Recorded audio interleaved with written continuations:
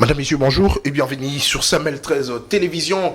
Merci de la confiance renouvelée à cette chaîne de l'excellence et du professionnalisme. C'est l'heure de votre émission Samuel Chevou. Nous avons comme ça le réel plaisir de recevoir pour vous Monsieur Omar Sambou. Il est président de l'ASBEL Génération Kabila. Avec lui, nous allons en tout cas évoquer trois sujets d'actualité, notamment la pénurie du maïs. Nous sommes là au Grand Katanga. Vous savez bien que le ministre se sont déplacés en Zambie, question de trouver le maïs pour aider le Congolais à pouvoir se nourrir, mais malheureusement jusque-là les Congolais attendent toujours de ces nouvelles, mais ça s'est dit partout, ça se raconte partout qu'il y a certains politiques de l'opposition qui auraient empêché que la Zambie puisse vendre ce maïs à la République démocratique du Congo. On se pose la question, qui est celui-là? Est-ce que ce Moïse Katumbi, est-ce que ce Fayoulou, est-ce que ça pourrait être Joseph Kabila? Voilà la question qu'on va répondre, que notre invité va justement répondre. Et puis nous allons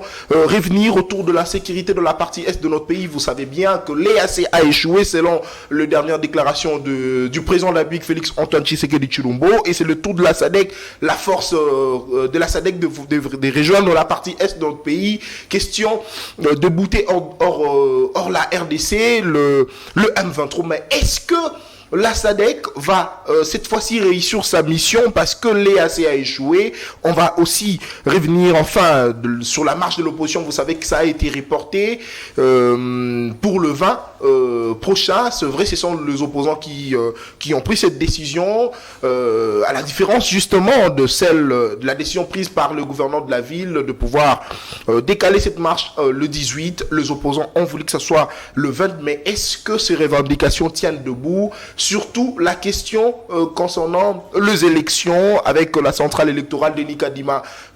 Toujours, c'est lui d'ailleurs la personne qui fait en sorte que le débat puisse continuer parce que les opposants ne veulent pas de sa figure, justement de son bureau au sein de la centrale électorale. On en parle, je l'ai déjà annoncé tout au début de cette émission. Il s'appelle Omar Sambou, il est président de l'ASBEL Génération Kabila. Président Omar, bonjour et bienvenue à vous. Bonjour Monsieur Nathan et merci d'avoir pensé à moi. Cette émission a toujours été co-présentée. Je suis avec Madame Tania. Bonjour Tania et bienvenue. Bonjour Nathan, merci beaucoup pour cette co-présentation. Bonjour Monsieur Omar. Bonjour Madame. Merci d'avoir Tania. répondu à notre invitation. Merci aussi à vous. Et Très je bien. pense que nous passerons de très bons moments sur ces plateaux. Et surtout que le peuple est avec nous. D'accord. Très bien, merci beaucoup. Le peuple est avec vous. Alors, Monsieur Omar, vous avez la parole en quelques minutes, mais j'aimerais un tout petit peu savoir, parce que je lis récemment un tweet où vous étiez en train de vous attaquer au pasteur Mukuna, selon ce que vous avez dit dans ce tweet, qu'il est en train d'insulter, vilipender, il s'attaque à Joseph Kabila. Qu'est-ce qui se passe réellement? Merci pour cette belle question. Mais avant de vous répondre, j'aimerais d'abord rappeler et lancer un message à la population congolaise. 5 ans avec le régime Tshisekedi, le pays n'a connu que des histoires arrivées debout.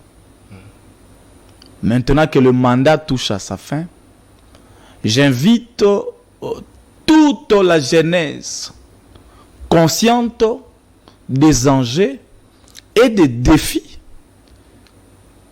de notre pays à s'aligner derrière Joseph Kabila Kabange et sa famille politique. Parce que avec Joseph Kabila Kabange, avec le FCC, il y a encore l'espoir d'un nouveau décollage pour le pays, au lieu de se distraire avec les gens de l'Union sacrée. Qui sont du bon côté de l'histoire. Qui ne sont même pas du bon côté de l'histoire, parce que le bon côté de l'histoire se nomme Joseph Kabila Kabange. Très bien, le message est passé. Voilà, alors,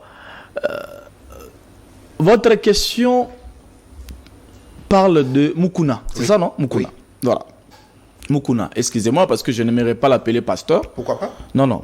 C'est un homme de Dieu. Monsieur, pour vous, pas pour moi.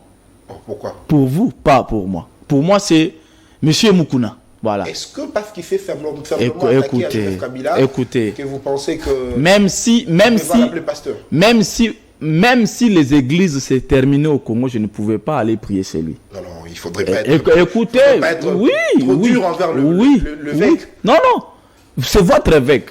Oh. C'est votre pasteur. Voilà. Alors, ce n'était pas attaqué, comme vous venez de le dire. Je ne me suis pas attaqué à M. Moukouna.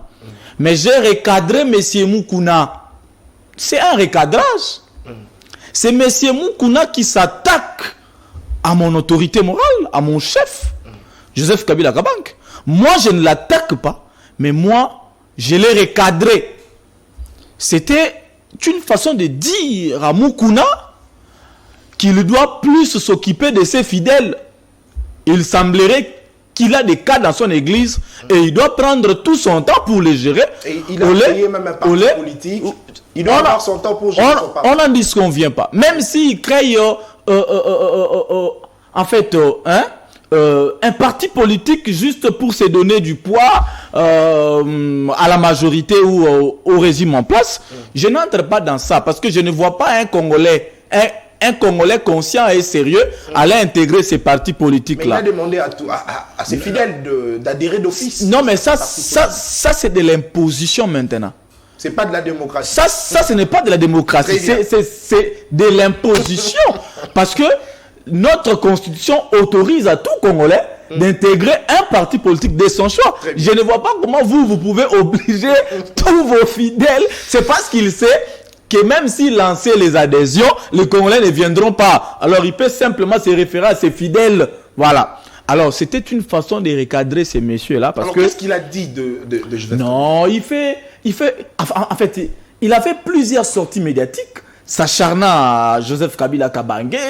Il parlait. Bon, au début, on ne voulait pas les répondre parce que, on ne pouvait pas donner de l'importance à quelqu'un qui passe tout son temps pour chercher le buzz à la télévision et surtout qu'il a carence des fidèles. Alors, il est allé plus loin jusqu'à toucher même la jumelle de mon autorité morale. Vous voyez? Jusqu'à dire non, en fait, ce ne sont pas des vrais. Comment est-ce que l'autre est venu de l'autre côté, l'autre, tout ça. Il a dit des choses. Nous avons des émissions à chaque sortie. Le monsieur là. Est-ce que la question liée à la vie privée concerne? Non, mais c'est ce que j'ai dit. C'est en quoi ça le concerne? Non, mais il veut faire son buzz. Il a carence des fidèles. Il ne peut que chuter dans la télévision pour commencer à s'acharner sur Joseph Kabila Kabange, icône et puis patrimoine. Voilà. Il oublie que c'est lui qui a bénéficié d'une sympathie, voilà, venant de la part de Joseph Kabila Kabange et sa femme. Donc, mais comme Joseph Kabila Kabange ne peut pas répondre à un monsieur comme Moukouna, mais nous, je suis la génération Kabila. Je ne peux pas accepter de voir Moukouna s'acharner à mon chef.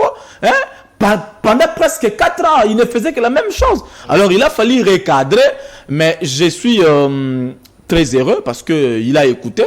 Depuis qu'on a recadré, je n'étais pas seul parce que il y a aussi mon aîné Papi Tamba qui a fait le même recadrage. Il y a mon ami Jeannot Pépé, maître Jeannot, qui a fait le même recadrage. Qui d'ailleurs il m'a dit qu'il va anticiper. Il va anticiper, oui. Merci. Voilà. Très bien. Mais il a quand même écouté.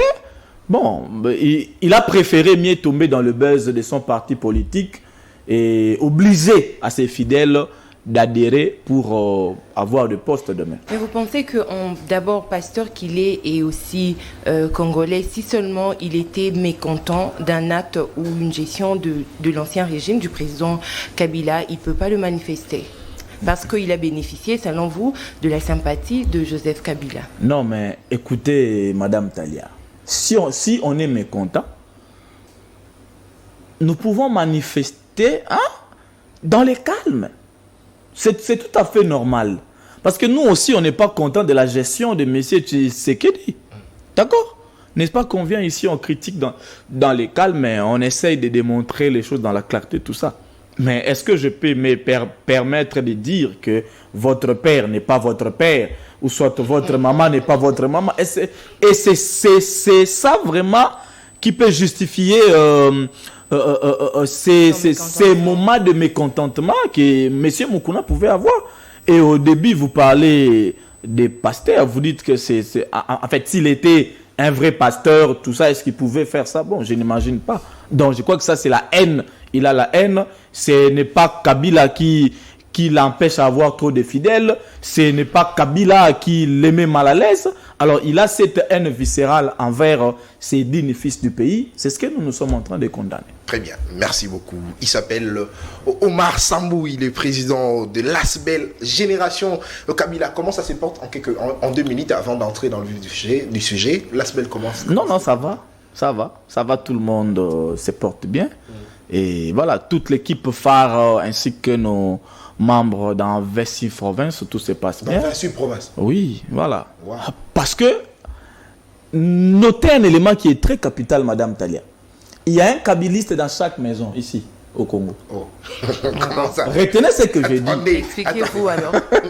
On aimerait bien comprendre. Dans chaque maison, en République démocratique du Congo, il y a un kabiliste. Et même dans la maison de ceux qui sont de l'Union. Il y a des kabilistes là-bas.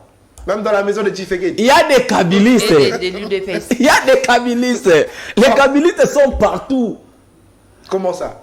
Les kabilistes. Attendez. Je m'explique. Qu'avez-vous fait pour convaincre chaque famille? Madame. Je m'explique. Très bien. Monsieur Nathan, Madame Talia, nous avons 2 types de kabilistes. Nous avons les kabilistes manifestés et les kabilistes qui ne se sont pas manifestés, mais ils restent dans leur maison, ils considèrent l'autorité morale, ils apprécient beaucoup et ils disent s'ils postulaient encore, je vais les voter. Donc ils sont convaincus de par la gestion de vous le dites. Non mais, madame, en 2018, 2020, nous avons réussi à faire une étude pour juste dégager les échantillons. On a compris que c'est presque 70% ou 75% des Congolais qui apprécient le travail de Joseph Kabila Kabange, qui sont derrière lui et qui pensent que demain, s'il se porte candidat, ils vont les voter. Voilà pourquoi on dit il y a une réalité que les gens ne savent, en fait, ne mentionnent pas. Même les gens du pouvoir les savent que dans toutes les maisons, il y a un kabiliste. Mais ce sont ces mêmes gens qui ont demandé à ce qu'ils partent en 2018. La démocratie a primé pour Joseph Kabila Kabange. La démocratie a primé. C'est un respectueux des textes. Non, écoutez. Un vrai Congolais doit rester derrière un respectueux des textes. Vous savez qu'il y a des gens qui ne pouvaient pas croire, qui ne pensaient pas que Kabila pouvait quitter le pouvoir. Pourquoi pas? Oui. On a eu la Mouka qui lui a aussi mis la pression. Non, mais les gens doutaient, vu son âge, vu l'histoire de l'Afrique. Nous savons tous qu'en Afrique, les gens ne laissent pas les pouvoirs, tout ça, etc. Et les gens se disaient, mais est-ce que Kabila, avec une quarantaine, est-ce qu'il pouvait quitter?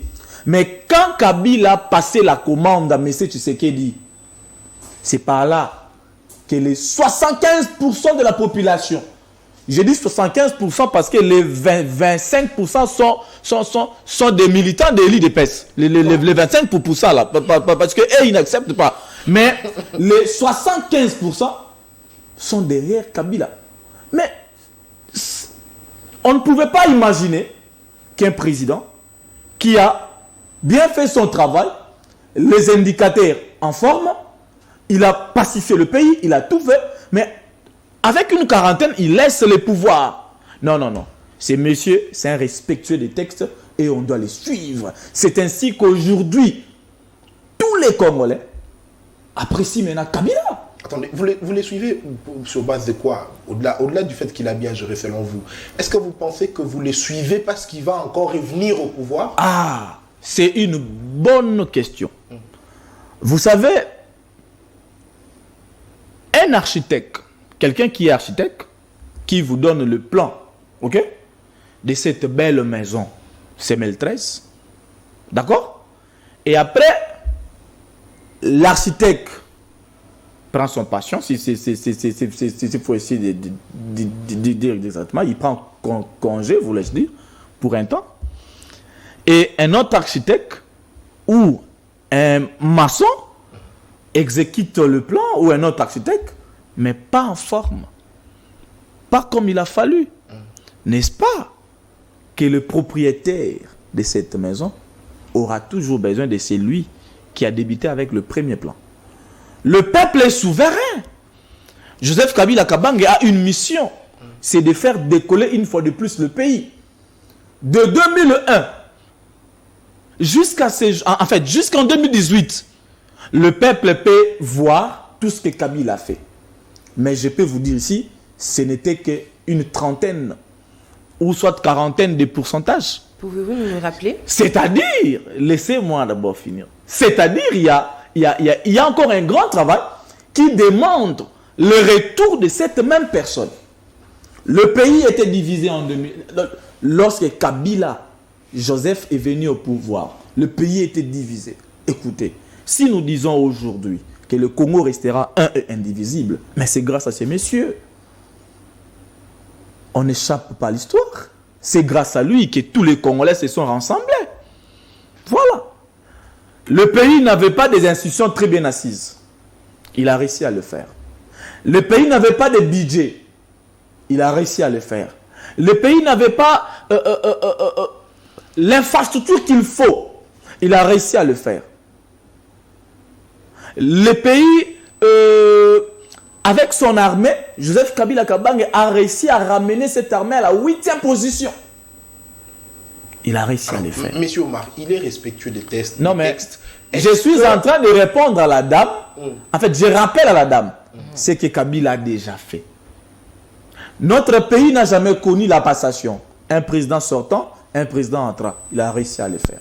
La constitution que M. Steve Mbika il chante tous les jours ici à la télévision, dans les Twitter, etc. Là. Cette constitution-là, c'est parce que Kabila avait pris l'initiative avec le peuple congolais d'avoir une Bible qui va nous diriger. Il a réussi à le faire. Alors, je vous dis même les Congolais qui nous suivent maintenant, ils continuent à citer ce que Kabila a fait dans leur maison. L'impact de ces actes s'est senti dans le quotidien du peuple congolais. Madame, aujourd'hui, vous êtes femme, le panier de la ménagère. Vous pouvez nous expliquer. Et c'est pourquoi nous voulons directement parler. C'est ce que je suis en train de dire. Ce premier sujet concernant la pénurie du maïs. Vous êtes sans ignorer. Voilà, du jamais vécu. Qu'au Katanga, il y a un problème. Du jamais vécu. S'il vous plaît, oui. vous êtes sans ignorer qu'au Katanga, il y a un problème. Totalement. Le sac de maïs se vend à 100 et quelques mille. Totalement. Monsieur Omar Sambou, si seulement la gestion de Kabila ou les actions qu'avait menées Kabila lorsqu'il était président de la République avaient un impact sur le social des Congolais, est-ce qu'aujourd'hui nous serons arrivés au point où un sac de maïs puisse coûter 100 et quelques mille? Donc on sous-entend qu'il avait mal fait son travail, c'est pourquoi Tshisekedi est venu trouver ce problème que lui également se bat pour résoudre. Monsieur Nathan, sous le régime Kabila, le pays n'a jamais connu cette pénurie. Sous Joseph Kabila Kabange. Voilà pourquoi je dis que c'est du jamais vécu. Le pays n'a jamais connu cette pénurie. Il était question d'une politique publique. Le régime Kabila avait une belle et bonne politique publique. Sous Joseph Kabila Kabange, le pays n'a jamais connu cette pénurie. Ben écoutez, après Joseph Kabila Kabange, le régime Tshisekedi, avec une très mauvaise politique publique qui n'a pas facilité le secteur agro-pastoral, le secteur agricole, le pays tombe dans cette pénurie. Mais pourquoi voulez-vous taxer Kabila? Est-ce que sous Joseph Kabila Kabange, le pays a connu, les Katanga avaient connu cette pénurie? Aujourd'hui, nous voyons si ces 7 ministres allaient chercher le maïs auprès d'un fermier. Auprès d'un fermier à Zambie ou si c'est en Afrique du Sud et que c'est celui-là. Écoutez, un pays avec plus de 80 millions de terres arables dont 60 millions de terres fertiles. Et si un pays, en fait, si on a un bon calendrier culturel, avec les 8 activités agricoles mises en place, le maïs peut être cultivé dans 3 ou 4 mois maximum. Le régime Tshisekedi qui a déjà fait 5 ans, parce que c'est son 5e année, vous pouvez toujours continuer à taxer Kabila. Non, l'ère d'accuser Kabila est révolue. Madame, monsieur, l'ère d'accuser Kabila est révolue. Nous sommes à l'ère où le régime Tshisekedi doit s'assumer. C'est le fait d'avoir une très mauvaise politique publique. Une politique publique qui n'a pas facilité le secteur agricole. Le secteur de la transformation agricole. Le projet Boukangalonzo lancé sous le président Joseph Kabila, si ce projet avait vraiment réussi, le pays n'aurait pas connu ces problèmes. Prenons le projet Boukangalonzo, mettons ça de côté. Sous le régime Kabila, un sac de maïs coûtait combien? Prenons seulement le projet Boukangalonzo. Faisons comme si le projet Boukangalonzo... C'est la question de Nathan qui dit si seulement il avait les choses étaient vraiment bien faites sous Kabila. Tshisekedi, comme il le dit, ce régime n'aurait pas certains problèmes, notamment celui de la pénurie des maïs. Madame Talia, si on vous laisse des bonnes bases et vous venez pour tripatouiller les tout, vous allez toujours accuser Kabila. Je vous pose la question. Bon, je ne suis pas obligé de vous poser la question, mais je demande à la population de se poser des questions. Sous Joseph Kabila Kabang, un sac de maïs coûtait combien? Avec ou sans le projet Boukangalonzo, un sac de maïs coûtait combien? Pourquoi ne pas continuer avec cette politique et vivre mieux? Aujourd'hui, le régime Tshisekedi, un régime qui a tout tripatouillé, un régime qui a tout ballotté, un régime qui a tout dévissé. Et les gens diront que si Joseph Kabila Kabang avait fait un bon travail, mais pourquoi sous le régime Kabila, les Katanga n'avaient pas connu cette pénurie? Nous sommes face à un régime fainéant. Alors, est-ce que l'ancien président Joseph Kabila serait d'accord à se faire côtoyer par le régime actuel pour puiser un peu de ses stratégies? Belle question, madame. J'aime ça. J'aime ça. Ça vous arrange. Belle question. Non, mais j'aime lorsqu'on me pose des questions sur mon chef. J'aime ça. Joseph Kabila Kabang, c'est le meilleur carnet d'adresses que nous avons ici dans ce pays. C'est pas Kagame. Oh. Joseph Kabila Kabang, c'est le meilleur, le plus meilleur des carnets d'adresses que le Congo a. Mais pour répondre à votre question, Joseph Kabila Kabang n'a jamais refusé qu'il soit côtoyé par le régime en place. C'est le régime en place qui est allé chercher les carnets d'adresses de Kagame, tout en négligeant le meilleur carnet d'adresses que nous avons dans ces pays. Kabila pouvait se faire passer pour un meilleur coach pour le régime en place. Kabila pouvait démontrer qu'est-ce qu'il faut faire pour ne pas tomber à des pénuries pareilles. Le régime en place. Écoutez. Matoye le kaka mutute.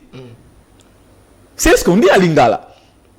C'est-à-dire, Joseph Kabila Kabang n'avait pas l'intention, de refuser, ou n'a pas des intentions, s'il faut bien le dire, de refuser les approches de ces régimes. Parce que déjà, dès le départ, les régimes Tshisekedi n'avaient pas de majorité. La coalition FCK, n'est-ce pas que c'était une bonne foi de ce monsieur? Qui n'a pas abouti.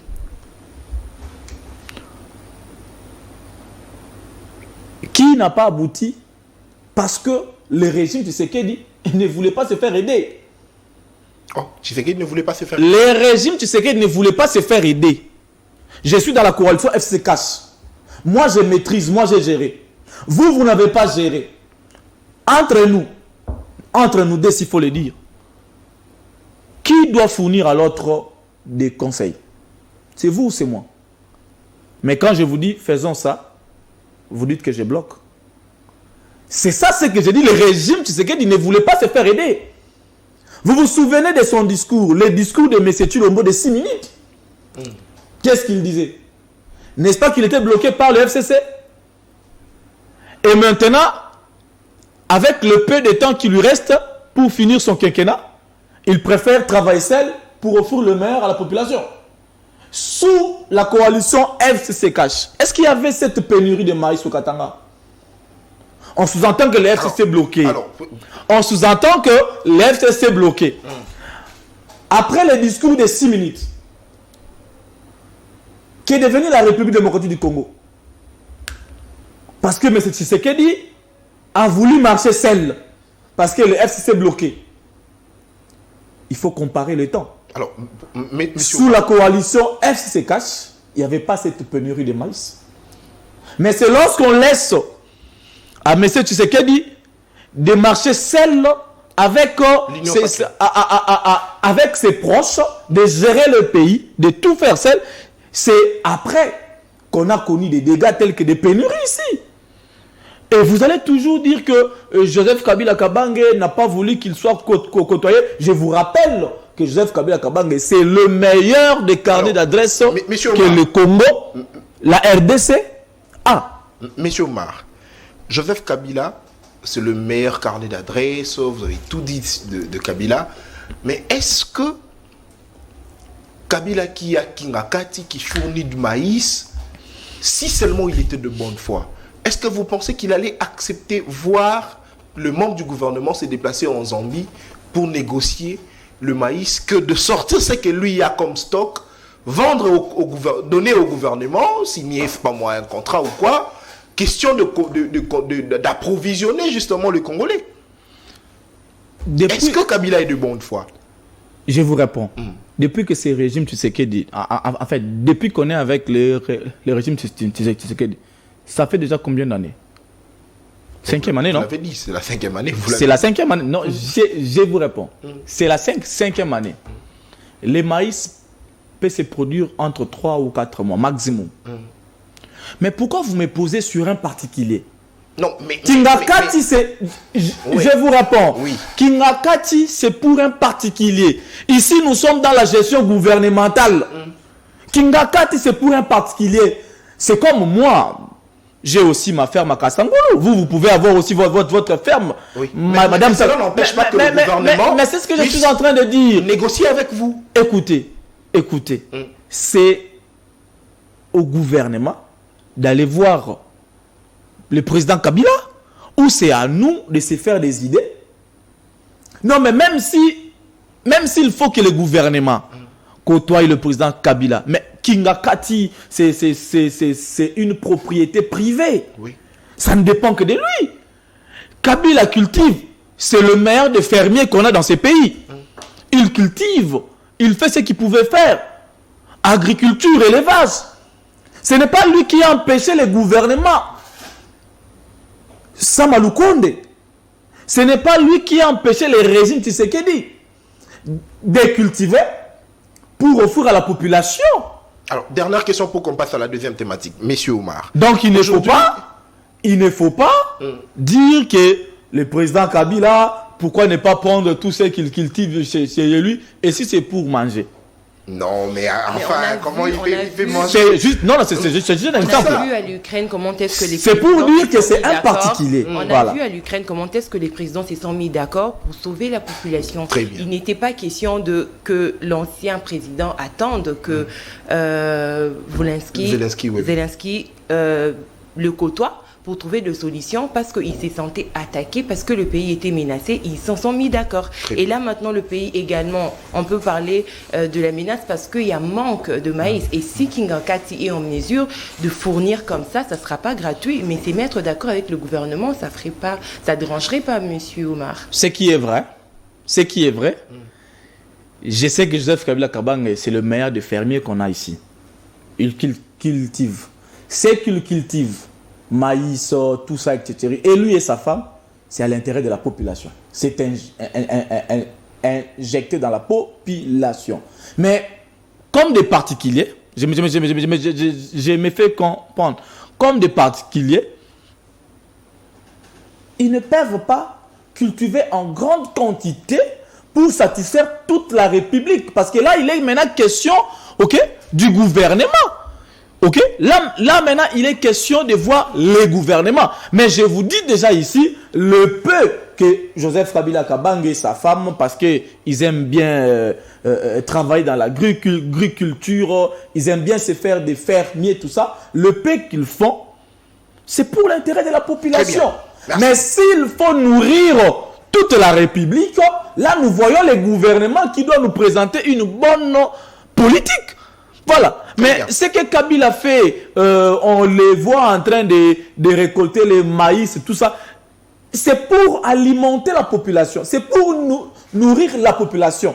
Même si c'est à faible quantité, mais il fait l'essentiel pour montrer à la population qu'il est à côté d'eux. Mais s'il faut nourrir la population en général, Kabila n'est plus au pouvoir. Les régimes Tshisekedi doivent présenter... Il n'élève pas de ses attributions. Non, mais là maintenant, il est fait comme étant un particulier. Mais s'il faut nourrir toute la population, les régimes Tshisekedi doivent présenter une bonne politique publique.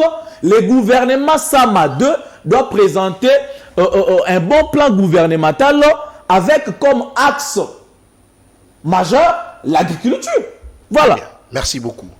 Alors, Monsieur Omar, vous avez dit ici, c'est au regard de sa gestion que dans toute la maison en République démocratique du Congo, il y a des kabylistes. Vous avez dit qu'il y a certains kabylistes... Dans chaque maison, il y a un kabyliste. Oui, oui. Vous avez dit qu'il y a des kabylistes actifs et d'autres kabylistes passifs. Non, les autres, simplement parce que il a bien géré, il s'est dit, il est convaincu, mais il ne s'est pas déclaré ouvertement kabyliste. Alors, Monsieur Omar, si seulement Kabila avait bien géré ces pays, est-ce qu'on allait avoir aujourd'hui cette insécurité grandissante? Je dirais même sur toute l'étendue de la République. Parce que nous sommes en train maintenant de parler de l'insécurité. Est-ce qu'on allait avoir ce problème? Parce que s'il faudrait évoquer le problème de Maluku, qui est déjà à Kinshasa ici, la sécurité avec la ministre Mobondo, je ne sais pas si vous avez une idée, mais prenons simplement la sécurité dans la partie est de notre pays. Si Kabila avait bien géré ces pays, est-ce qu'on allait aujourd'hui avoir ce problème? La meilleure réponse, cher Nathan, c'est de revoir en fait, la gestion Kabila sous son régime, bien sûr. C'est-à-dire, il faut voir dans quelles conditions, dans quel état Kabila a laissé les pouvoirs. Parce que quand on dit si Kabila avait bien géré, on ne pouvait pas avoir aujourd'hui de l'insécurité totale. Commençons d'abord par voir dans quel état Kabila a laissé le pays. Parlons de la sécurité. Kabila fait de la sécurité son champ de bataille. Kabila a mouillé le maillot pour la sécurité de ces pays. Kabila a mouillé le maillot. Kabila a dépensé ses énergies pour la sécurité de la population congolaise. Sous Kabila, on ne parlait pas de ces histoires ici. Non, mais on parlait de Koulouna. Non, écoutez. Le phénomène Koulouna, c'est un phénomène, je donne un exemple. C'est un phénomène qui peut naître, vous comprenez, non? Et on peut mettre en place des mécanismes pour anéantir. Alors, sous le régime Kabila, on ne parle plus de ces phénomènes Koulouna ici. On ne parle plus de ça. Non, on a parlé de non, ça. J'ai dit on ne parle J'ai dit on ne parle plus de ça. Non, non, on ne parle plus de ça. On parlait de quoi alors? J'ai dit ceci, on ne parle plus de ça. Je prends le phénomène Koulouna, ok, comme un fléau qui peut naître. Voilà pourquoi j'ai dit, sous le régime Kabila, on ne parle plus de ça. C'est-à-dire quoi? Il s'agissait d'un fléau et la gestion de Joseph Kabila Kabange a fait en sorte que ces fléaux, ok, prend fin. C'est ça. Et c'est avec le régime Tshisekedi que ces fléaux a vu encore plus d'ampleur. Voilà. Donc, il faut repenser d'abord la gestion de Kabila. Alors, prenons sous Kabila, on ne parle... C'est ce que je vais dire, cher Nathan. Sous Joseph Kabila Kabange, en 2013, le M23 était déjà un mouvement d'effet. On ne parle plus de ces histoires-là, des M23, etc. On ne parle plus de ces groupes-là. Et aujourd'hui, il y a résurgence. Non, mais voilà. Comme il y a résurgence aujourd'hui, demandons maintenant au régime Tshisekedi comment Kabila a réussi à mettre fin avec ça. Kabila a réussi à anéantir même les M23, mais sous votre régime, il y a résurgence. C'est là où je parle de la politique publique. C'est là où je parle de la gestion. Le régime, tu sais, c'est un régime qui doit s'assumer, Madame Talia. L'ère d'accuser Kabila est révolue. L'ère de citer Kabila dans ses histoires est révolue. L'ère de vilipender son nom est révolue. Nous sommes à l'ère où M. Tshisekedi et ses collaborateurs et leur régime en général, doivent s'assumer. Parce que quand vous dites si Kabila avait bien géré, je vous invite à revoir la gestion Kabila, vous allez voir que la sécurité pour Kabila était un champ de bataille, était un élément monteur, et il a tout mis en place, il a tout fait pour qu'il y ait la sécurité. Alors, messieurs, voilà. Messieurs Omar, qu'est-ce que ça vous dit aujourd'hui? Quelle analyse, quelle lecture faites-vous du fait que l'EAC qui était venu, la force régionale qui était venue soutenir le FARDC pour mettre fin au M23, cette force a échoué? Félix Tshisekedi l'a reconnu enfin, c'est vrai. Vous de l'opposition, vous étiez en train de le dire depuis très longtemps, mais enfin Tshisekedi l'a reconnu. Vous êtes content certainement. Mais qu'est-ce que ça vous dit aujourd'hui que les autorités de notre pays prennent cette décision de pouvoir accepter cette fois-ci l'arrivée de la force de la SADC? Cher Nathan, savez-vous que le régime Tshisekedi touche déjà sa fin? C'est dans quelques jours ici. Hein, si c'est 200 et quelques jours ici. C'est pour vous dire quoi? Le FCC, la famille politique Joseph Kabila Kabange, lorsque M. Tshisekedi a fait le choix, lorsque le régime Tshisekedi a accepté de nous engager à l'EAC, le FCC avait condamné ça. Le FCC a décrié. Mais le mal, c'est quoi? Le mal, c'est de prendre, le mal, c'est de prendre le temps, pour revenir à la raison. Pendant que vous prenez le temps, mais c'est le peuple congolais qui souffre. C'est le peuple congolais qui souffre. J'aimerais ici créer une relation entre le passé, j'ai fait allusion à la coalition FCCH, et après, et l'union sacrée. S'il faut se référer du passé, vous allez vous rendre compte que sous la coalition FCCH, la sécurité du peuple, de la population congolaise, était un élément majeur. Cela signifie que tout ce que nous sommes en train de vivre maintenant, à l'époque, ce n'était pas le cas. Non, la résurgence du M23. Je suis en train de vous expliquer d'abord. C'est-à-dire que quand on travaille ensemble avec ceux qui maîtrisent, c'est possibilité, en fait, c'est possible de se faire rôder. Je rappelle ici que le régime Tshisekedi, c'est un régime qui n'a pas voulu être rôdé. Déjà, 37 ans de l'opposition, des casses, des dégâts, sans pour autant préparer leur gestion à la tête du pays à la longue. Aujourd'hui, ces mêmes personnes n'ont pas voulu être rôdées. C'est la raison d'ailleurs de leur discours de 6 minutes. C'est d'arrêter avec ceux qui ont maîtrisé, c'est d'arrêter avec ceux qui leur prodiguaient des conseils à chaque fois et gérer à leur manière. Mais malgré ça, le FCC reste toujours à côté de la population. Nous avons dénoncé l'agression rwandaise. Quand le régime Tshisekedi a engagé le pays à l'EAC, nous avons décrié, nous avons dénoncé. On a fait des tours de plateaux, des télévisions pour en parler ici. On nous traitait des aînés. On nous traitait de tous les mots. Mais aujourd'hui, on revient maintenant à la raison. On nous dit non, c'était une erreur. J'ai suivi même la déclaration de Lutundu, là, ministre de... Mais c'est gravissime. C'est gravissime. Le mal, c'est de laisser le temps. C'est-à-dire, quand vous prenez beaucoup de temps, quand vous prenez plus de temps pour revenir à la raison, c'est la population maintenant qui souffre. C'est ainsi que nous, pour nous, même si aujourd'hui, M. Tshisekedi dit non, écoutez, on quitte l'EAC, on va maintenant rejoindre la SADC, tout ça, etc. Pour nous, ce qui prime maintenant, c'est d'aller aux élections le plus crédibles. Donc, vous acceptez J'ai dit ceci. Non. Pourvu que vous allez Suivez-moi aux élections. bien, laissez-moi finir. Ce qui prime, c'est d'aller aux élections crédibles pour que quelqu'un d'autre remplace M. Tshilombo afin de faire de la sécurité à l'est du pays un élément monté. Pourquoi? Parce que même si on quitte l'EAC pour aller rejoindre la SADC, ça nous reste combien de jours pour le régime Tshisekedi? C'est là où moi j'ai. Mais il y a ce qu'on appelle la continuité de l'État. Si seulement il n'est pas élu, le président. Non, mais c'est ce que j'ai dit. Pourrait faire le travail. Non, mais je suis en train de penser population.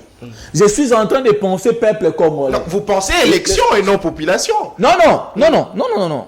Laissez-moi expliquer. Allez-y. Pourquoi je pense aux élections crédibles? C'est parce que je sais qu'avec le régime Tshisekedi, même si on leur donnait encore 5 ans de plus, il n'y aura rien de spécial. Il n'y aura rien de spécial. La Bible dit que celui qui est fidèle à des petites choses. Mais vous avez vanté. Non, mais écoutez. Bien sûr, vous avez vanté le régime Madame de Talia, l'ancien président. laissez-moi d'abord Parce que vous finir. parlez de Madame ça. Talia, vous avez eu 18 vous ans, allez. Omar. Ce régime peut avoir du temps également. Laissez-moi et finir. faire ses preuves. Oh là. Vous le limitez à 5 ans. J'ai dit ceci. Alors que vous en avez eu 18. Madame Talia, ce n'est pas parce que Kabila fait 18 ans qu'on va accepter à M. Tshisekedi aussi de faire des mandats. Non. Parce que le peuple est souverain. Les 18 ans de Kabila, c'était parce que le peuple était derrière lui. Les 5 ans de M. Tshilombo, il n'a pas gagné la confiance du peuple. Comment est-ce qu'il aura un second mandat? Comment est-ce qu'il aura un second mandat? Et quand je dis à M. Nathan que je pense élection crédible, c'est parce que ce n'est que par le biais des élections crédibles que nous pouvons remplacer M. Tshilombo avec une autre personne qui va maintenant s'en charger de la sécurité du peuple congolais et voire même du social. Il y aura plus pénurie de maïs, tout ça. Une autre personne Voilà que pourquoi. Joseph Kabila aussi. Non, mais l'expérience compte. Donc, L'expérience compte. vous voulez nous faire croire que Kabila va revenir, selon vous? Non, mais écoutez, quand vous avez affaire aux hommes politiques comme Kabila, un homme politique qui a laissé ses indicateurs en bonne et due forme, un homme politique qui a rencontré les besoins du peuple, qui a fait beaucoup de choses, il ne faut jamais penser que c'est impossible pour lui de revenir. Mais vous pensez qu'à part Joseph Kabila, il n'y a pas d'autres hommes politiques pour emmener le pays comme ça à l'émergence? Vous me recevez ici à ma qualité de président de la génération Kabila. Et Congolais aussi, d'abord. Pardon? Congolais d'abord. Congolais? De père et de mère. Et président de la génération Kabila après. J'ai dit ceci. Quand vous me demandez s'il n'y a pas une autre personne, je vous dirai d'abord que ce sont les valeurs de mon chef. Les valeurs, les compétences, les aptitudes que je suis en train de mettre au premier plan. Parce que pour le moment, je ne réfléchis pas une autre personne.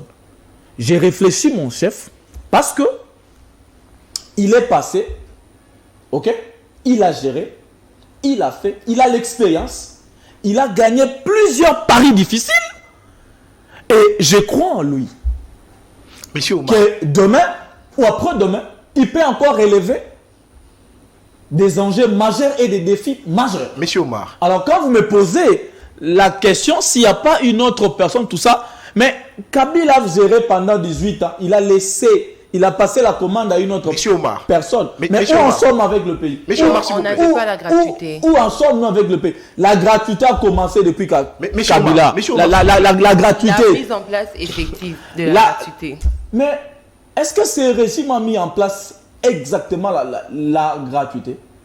C'est ce que vous pensez. Quand j'ai dit ce régime Tshisekedi, ça dit pendant les 5 ans, nous n'avons reçu que des histoires arrivées des bouts. Monsieur Omar, s'il vous plaît, vous avez dit tout à l'heure ici que Kabila est respectueux de texte. Oui. Mais c'est le texte d'ailleurs. Aucune disposition constitutionnelle. Mais c'est le texte d'ailleurs qui fait de lui sénateur à vie. Oui. C'est par quelle magie Non, mais un sénateur qu'il va venir comme candidat président? Non, écoutez, être sénateur à vie, c'est d'abord un titre honorifique. Oui. Un sénateur à vie n'est pas voté par les provinciaux. Un sénateur à vie n'est pas coopté.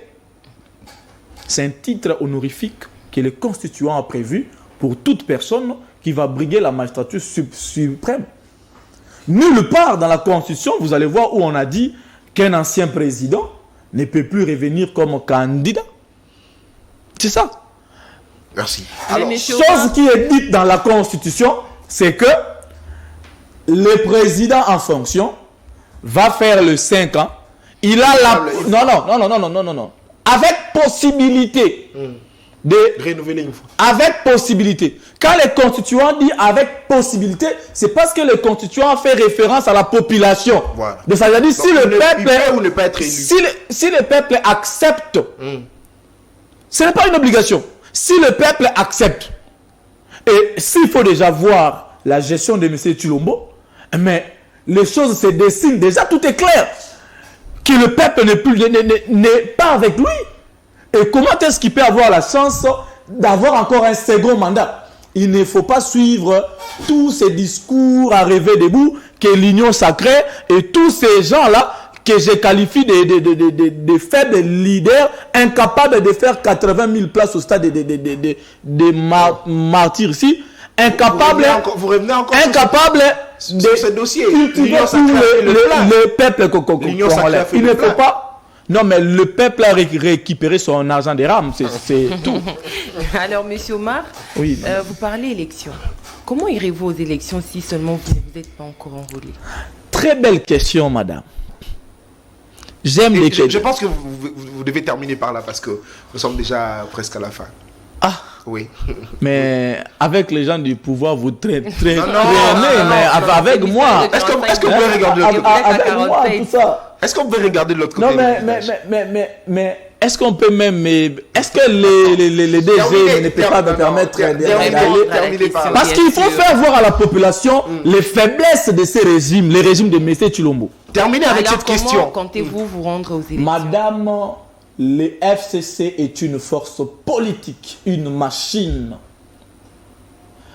Le FCC ne jure que sur les élections crédibles, transparentes et apaisées. Déjà, le FCC n'est pas pour les bureaux de M. Kadima. Mais le FCC est pour les élections.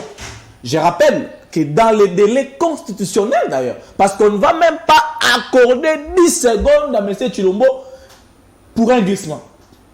C'est-à-dire que le peuple va se faire maintenant un respectueux des textes. Donc,